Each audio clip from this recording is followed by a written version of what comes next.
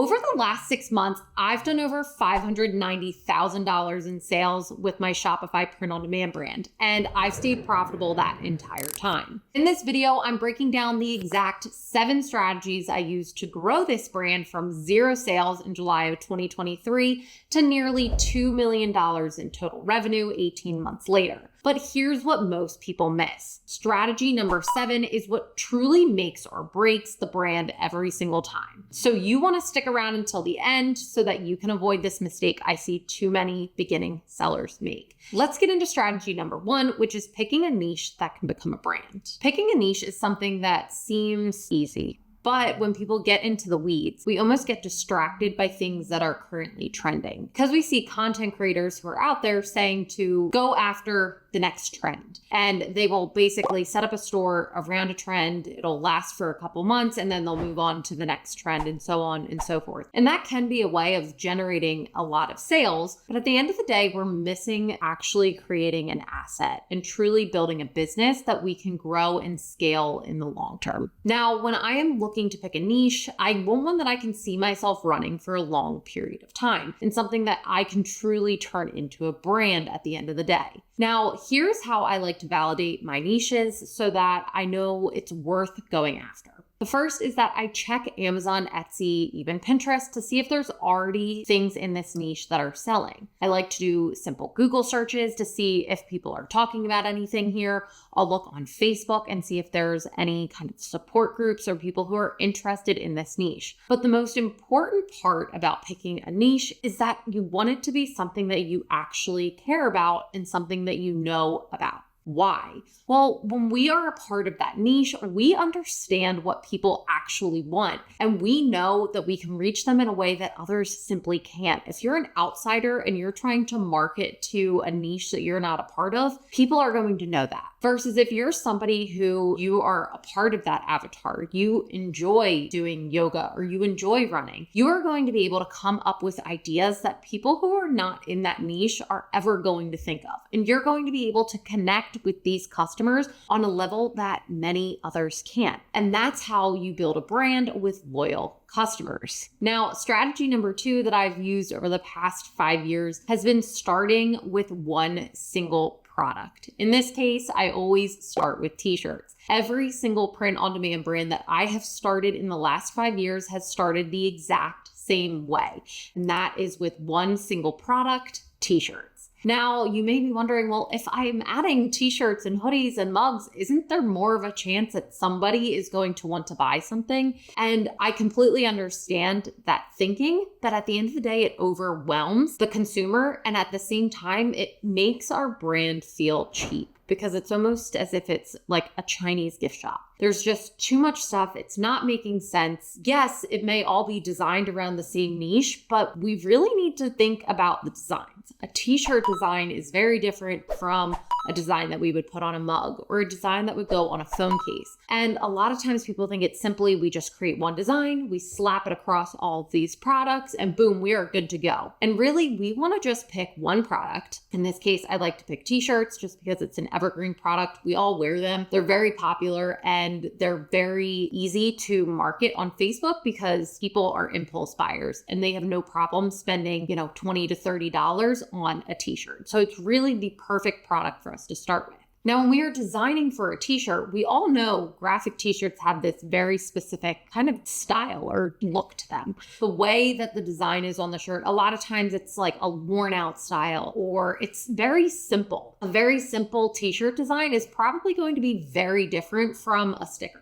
Stickers a lot of times have a lot more colors and they may be more bold and stick out. So we really want to hone in on how to design for the product that we are selling. And then once we get really good at that and we've sold enough and, we continue down the line and continue to scale up, then we can add in other products. But right off the bat, we always want to pick one product and we want to get really good at designing and selling that one product before we add anything else. I like to follow Alex Ramos's rules around scaling, which is really literally find one product, one channel, one avatar, and you do not change course until you've hit at least $1 million in sales. And for me, that product has been t-shirts, and that one sales channel has always been Facebook ads, which is a perfect segue into strategy number 3, which is paid ads are the growth engine.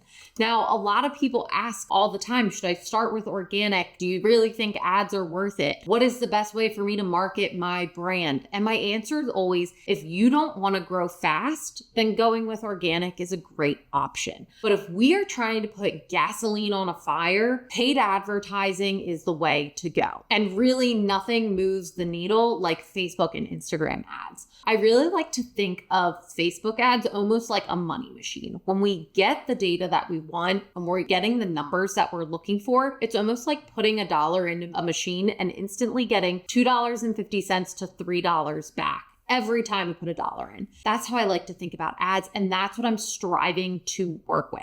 Now, Facebook ads are not always the easiest things to run or to learn. It definitely comes with a learning curve, and it takes time to learn and understand the data that we're looking at. But even with a small budget, we can test out some ads and get a ton of data to make educated decisions with. And that's why I will always start with Facebook ads, because I'm looking for that data right off the bat.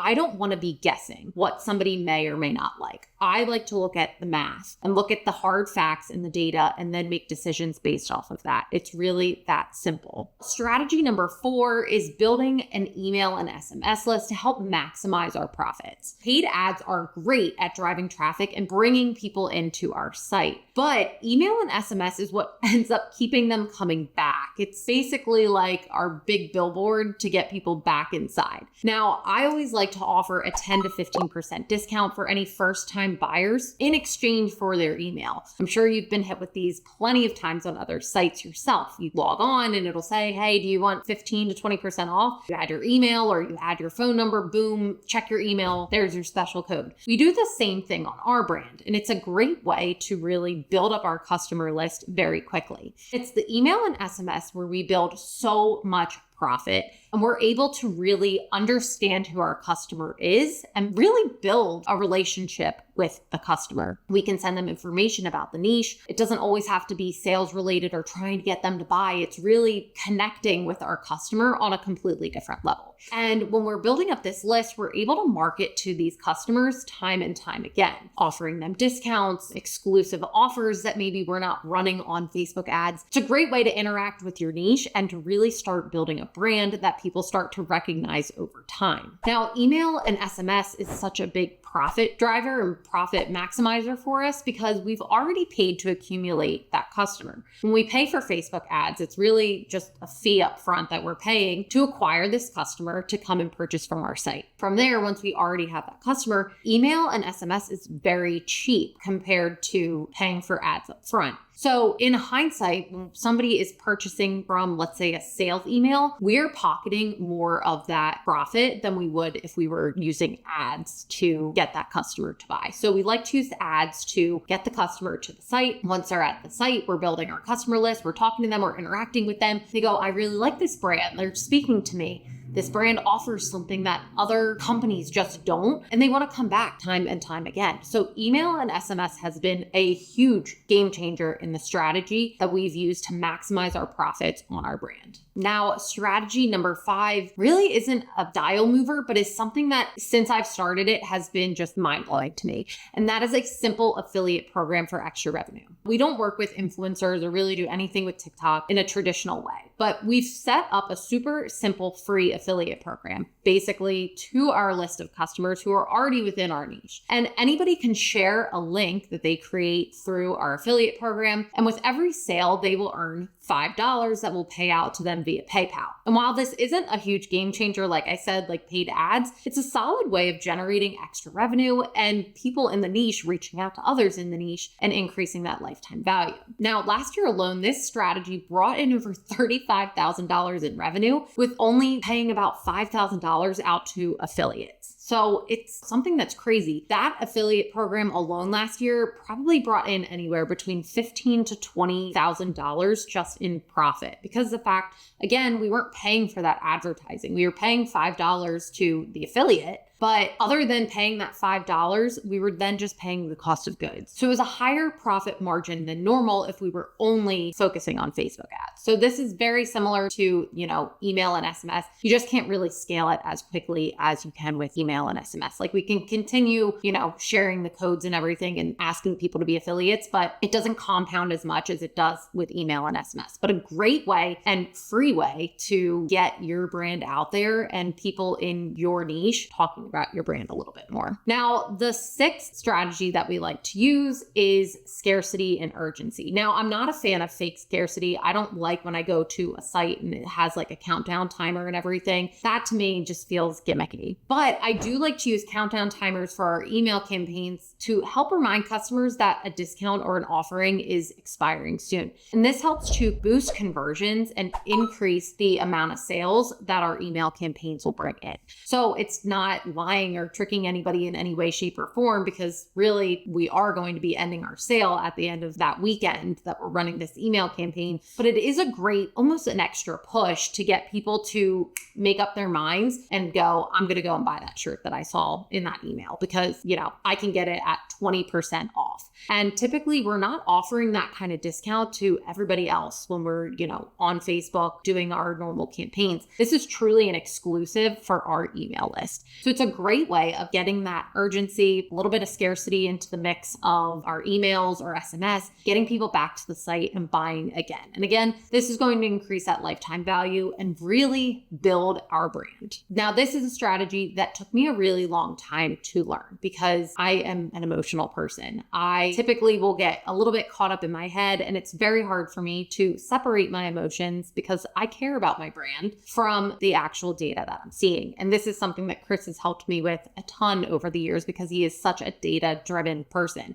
And really, when we are making decisions based off of the data and what we are seeing, what we're actually seeing, what the numbers are saying, we are able to build a brand so much faster than if we were building it off of our emotions. Now, if the data that we are seeing is in the right range, it's really like turning up the volume. We can very easily drive more traffic, get more people to the site, and from there, make really smart decisions about our brand. This could be the direction that our designs are going in. We can see what designs do people like. Clearly, if they're clicking on them in ads, those are designs that we want to make more of. If people aren't clicking designs, we can evaluate those designs as well and go, okay, clearly this isn't resonating with the niche or with this customer. So I'm not going to make more designs like that. And it's going to allow us to not only make better decisions for our brand, but it's going to save us a ton of time, because if we're not focusing on designs that people don't care about, we're saving time at the end of the day. So we're saving time, we're saving money, and we're making smarter decisions about our brand. And we're going to be able to build our brand so much faster if we just